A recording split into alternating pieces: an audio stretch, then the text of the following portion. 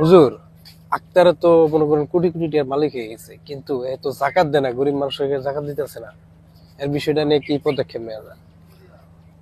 ওই তো আক্তারে দেখা যাইতেছে, দেখি আক্তারে যে একটু বুঝাই।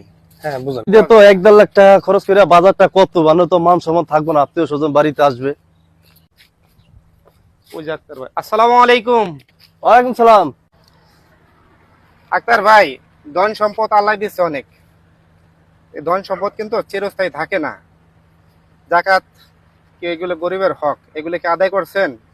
ভাই এত কষ্ট করে কামাই করছি মানুষের জাকাত দেওয়ার লেগা। হুজুর, দেখছেন আল্লাহ সম্পদ দিছে, তার ভিতর কি অহংকার।